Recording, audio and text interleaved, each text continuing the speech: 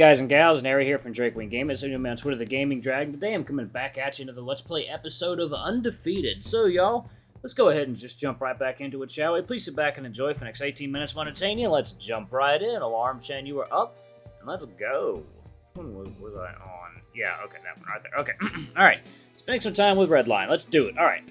My stomach growls, thinking about my eggs. Redline laughs. It's a hearty one. Short, but full. The room feels a little warmer now. Ha! Sorry!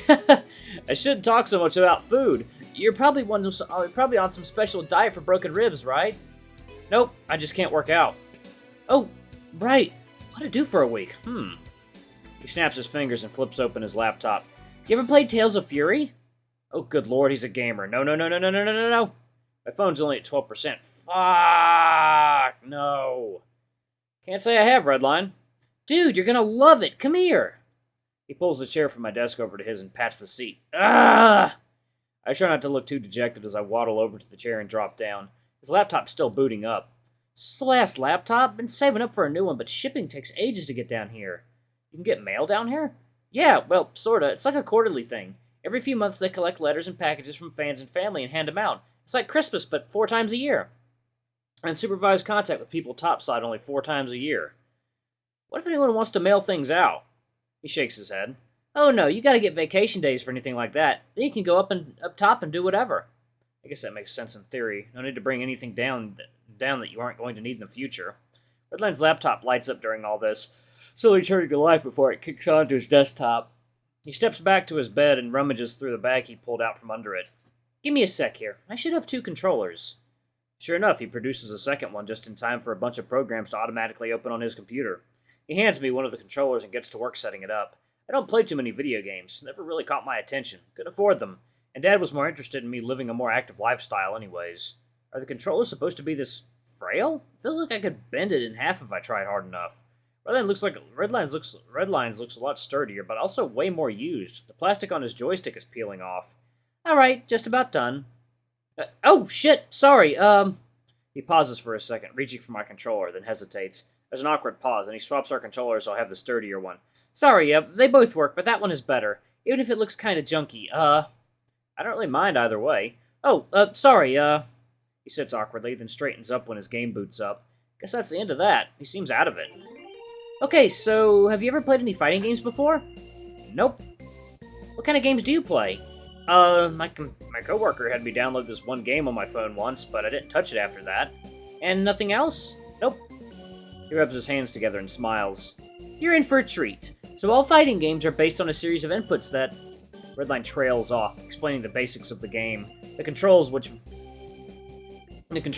buttons do what. I'm trying my best to pay attention to his instructions while some flashy intro plays on his screen. So these are your light, medium, and heavy attack buttons, and this one here does something different with each character. Alright, and I just press these? Yep, pretty much. There's a little bit more nuance in that, but you'll get the hang of it. So, what do I do when someone punches me? In the game, you gotta block. You just hold your control stick backwards. It's a fight, right? Can I evade or counter?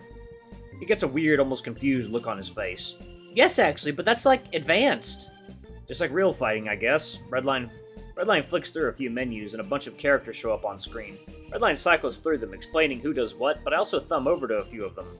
I recognize that fox girl with all the tails from when Red played this a few months back. I guess she's the main character? Then there's that fat alligator man. He's got on a big trench coat. Coyote girl with a sniper, badger dude in the pro wrestling outfit, some kind of wolf doctor? What the hell kind of fights are they getting into? Are there any, like, boxers? Oh, yeah, Julia here. She seems to be a jackal wearing some torn karate gi. Karate gi. It's called a gi, fucking idiot. She's the closest we got, at least. She's kind of tricky, though, so I'd recommend I lock in Julia. The faster I can get this over with, the better. Redline makes some kind of awkward sound and goes quiet, then picks another character. Both the characters make some kind of snarky one-liner and the fight starts. I did what it looked like Redline was doing the other day and just pressed buttons. It didn't last long. The fat crocodile man easily beats my character. Redline tries to give me some pointers, but it doesn't really make sense to me. The next round starts and he tries to instruct me some more. Can we just play the game? It sounds really snippy. Redline pauses for a beat. Yeah, sure. The next round plays out in silence, to the same result in the same amount of time. None of the buttons I'm pressing seem to do anything to stop the crocodile guy from attacking me. Why can't I just duck out and circle out, or go for a takedown? These fights are annoying. Redline asks if I want to play again, and I grumble back some sort of affirmation. The same thing as last time, only in complete silence. I glance over at Redline, and he's not smiling. Do you want to play again? I think I'm good. I set the controller down on the table, and Redline scoops it right up. He pushes some buttons and the game closes. Silently, he goes to put the controllers back in the bag on his bed. He almost seems to be in a hurry doing it, judging by the aggressive sounds of the bed being shoved back under his of the bed being shoved back under his bed. Bag. Sorry, Redline sits back down at his desk and sighs. You can go back to the library if you want. I didn't mean to keep you. I've never seen him like this, quiet, fidgety, and not looking at me. It sucks. I almost wish he was talking my ear off. His computer desktop looks cluttered with icons and documents all over it. Behind it, though, is a big group shot of what I assume to be a family? Friends? Half of them are the same breed. Is this your family on the computer? Redline perks up in his chair. Oh, yeah, have I not shown you them? He's mentioned them every now and again, but I never really paid attention. I need to poke my nose into family affairs. Surprisingly, no. That backhanded comment seems to go over his head as he pulls a picture up onto the screen. It's the same image as his desktop, a group of people standing shoulder to shoulder in a line. 5 of them are some sort of terrier canine breed, while the other 4 are hyenas. Most of them have a big cheesy grin, while a few are only smiling a little. I can see Redline all the way on the right, sticking out like a sore thumb.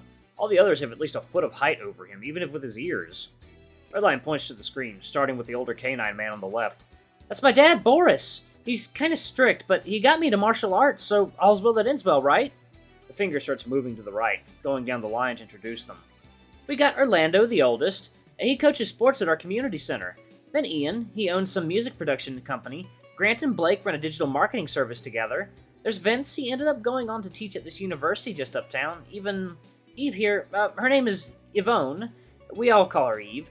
She owns a car shop. I think they're starting a franchise to franchise it too. Big things for them all. Oh, and me, of course, between Eve and Mom. My mom, Rain, she's the best, dude. She makes the best chili. She would love you. She loves all my friends. So you're part terrier and part hyena? He nods. Yep. Every time Mom got pregnant, they flipped a coin. Head, she'd have a dog. Tail, she'd have a yin. I'm pretty sure that's not how that works. I mean, it's simple math, Zander. 1 dog plus 1 yin equals a 50-50 chance of getting a dog or a yin. Yes, Redline, I also took biology. I know how breeds are determined. I know how sex works. Do you know how it works? See, Zander, when a mommy and a daddy love each other very much... Stop! When a mommy gets absolutely railed by a daddy... Oh my god! Oh my god, that's so good! I think that might be thumbnail material. Stop! Redline laughs it off and starts scrolling through his saved photos. He has a whole folder filled with just pictures of his family. That's weird, right? This is up at the cabins in Northland. It's a similar-looking photo as the desktop, but this time everyone's wearing expensive-looking winter gear, all standing in front of a huge log cabin. Grandpa owned a property and let us stay there every solstice. The folks never had the money for stuff like that, but I've heard tales of families that take vacations like that. Skiing, snowboarding, hot cocoa around a fire pit, all sorts of magical solstice trips that were never in my reach, and all things that Redline is showing me photos of right now. Ian and Eve doing some sort of a jump off a snowboarding ramp. Vincent and their mom getting ready to ski, and Orlando sitting on a couch, his arm in a cast. That was the last year that he tried skiing, but he still had fun watching the rest of us. There's 100 or 200 photos of the lodge trip. There's 100 or 200 photos of lodge trips in here. They look happy, except Boris, but he doesn't look like the type that smiles for photos too often. How come every picture of you is all blurry? Every time there's a picture of you, it's just out of focus. Oh, Mom always had me take the pictures for the family. She said I had an eye for photography. Of course, when it was my turn, Mom needed someone else to take the photos. Everyone else was usually too busy, so Mom took mine for me. A little bit unsteady, though. But it's nice to go back to these memories. I just prefer to make sure you're included, though. He chuckles a little quieter. Yeah, Mom always said she liked me the best. She likes all of us equally. She just... Redline flips back to another family photo. Rain's holding a young Redline, probably around 6 or 7 years old here. Mom sort of babied me. She always used to call me her sweet little yeenie beanie. I don't think that's something you tell other people, unless you, really know them. Which was cute for a while, but, it's less cute when I'm trying to take my date to prom, you know? Always said she wanted a girl, so they just kept trying till she got one. Lucky, lucky here, lucky here also got a +1 with Eve. The oddest pair of twins I've ever seen. Sure, Eve was bigger and was born before me. I mean, they all were, and finally got Mom the girl she wanted. But hey, she got me too, right? Like extra fries in the bottom of the bag. His smile wavers as he stares at the screen. A mother hyena and her son, smiling in some now outdated fashion. Eve, Ian, and Vince always called me a mama's boy, and I definitely was for a while. Whenever they would pick on me or play too rough, Mom always had to step in to protect me, and the rest of them would get punished. I guess it makes sense now that they picked on me for that. I guess it's also kind of my fault for trying to play with them, too. Biting off more than I can chew, right? Redline breathes heavy and blinks, swiping at his eye. Sorry, I must be boring you with all these pictures. A few quick clicks and the folder with the family photos is closed. The photo on his desk remains though. He turns to me. Sorry, Redline shakes his head and takes a deep breath. What about you? Your family? I don't think I'm ready to have this kind of talk with Redline just yet. We, didn't go on those kinds of trips, that's for sure. Why not? Do deer not like the cold? Or do you guys, like, hibernate? No. I mean, no. My parents didn't really care for the cold. Makes me wonder why they chose to live so far north, but that's whatever. But, yeah. No brothers or sisters or anything like that. Just me. Aw, dude, I got siblings to spare. Blake and Grant would love you. Well, maybe. They're hard to talk to sometimes. My mom could make you some fancy vegetarian food, I bet. Thanks. I'll take you up on that offer. Sounds good. I'll save some vacation time so we can take a trip when you get some. Looking forward to it. Not that I'd get any time in the first place, though maybe that's not a bad idea if a miracle happens. But if they're anything like Redline, it sounds like it's a loud vacation. Not too keen on the sound of that. What about your parents? Oh boy. They're, nice? Nailed it. Looks like he's expecting more. Very, keen on my successes? Always talked about how good my grades were, and Dad seemed really happy when I moved from boxing to MMA. Not that I had much of a choice. He always tried to get me to watch MMA fights. It was the only thing he ever seemed to actually want to sit down and watch with me. Aw, a family that fights together. You could say that. My dad did the same thing. Well, sort of. Grandpa made my dad take up martial arts, and then he passed that down to us. Only Orlando, Vince, Eve, and me still do anything with it, though. And I'm the only one making a living out of it. He seems pretty proud of that fact, with his chest puffed out and chin held high. I guess it is actually very impressive. That's pretty cool. I don't think my mom could have handled more kids. She barely was able to juggle taking me to practice. Not for lack of trying, but it was just a lot to handle with her work schedule. But, yeah, that's my family. I still don't think he's too satisfied, but that's only fair. I admitted all the bad stuff. He doesn't need to worry about that. Redline doesn't seem convinced either, but I think he's waiting for me to give more. Not that I'm particularly willing to. I don't have a photo album or anything like what you have, though. That just must mean a lot to you. Oh, definitely. I mean, you saw them all, right? They're so big and cool. And, successful. Gotta make sure I can keep up with the rest of them, right? There's that uncomfortable smile again.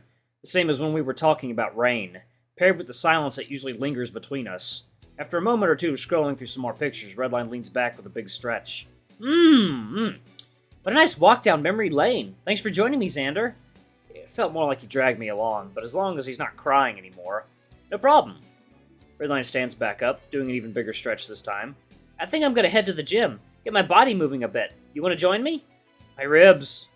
Oh, right, dude, of course. Sorry, do you wanna just hang out here?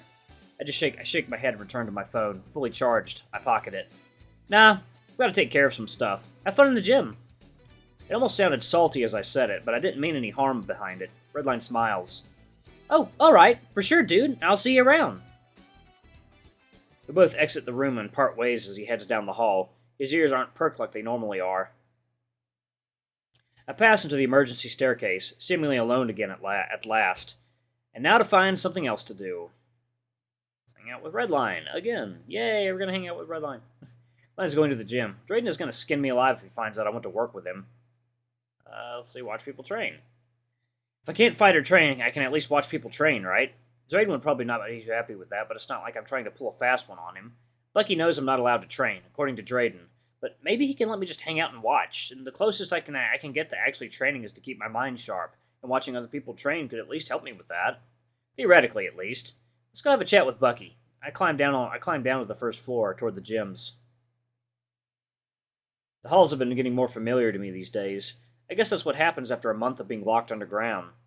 I said it as if it was against my own will. I wanted to come down here. I've been wanting to come down here for a while.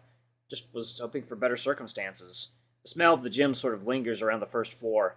You can smell it coming a mile away. Nothing potent, of course, but it's definitely noticeable whenever I step into the hallways. The sound, too. But there's always some sort of chatter echoing these halls. Even at quiet times, there's a rowdy guy or two or 12 stepping out of a gym room. The only genuine silence is at night, or in our room whenever Redline is out. It's actually kind of eerie when it does happen. It's like it's not supposed to be here. It only gets louder as I approach one of the gym rooms. I can hear Bucky yell out a command, followed by a chorus of leather slamming into the training pads.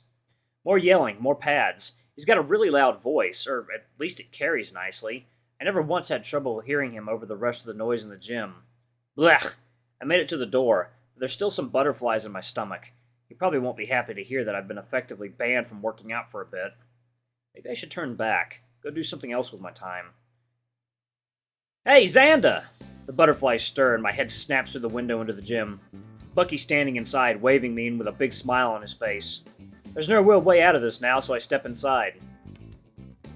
There's about 12 guys in here, each of them a little bigger than me. Half of them are holding hefty training pads, while the other half are practicing their technique on them. Bucky's leaning against a small countertop that runs alongside the entrance to the space, watching on with arms folded over his chest. His head turns to see me as I come around, standing next to him.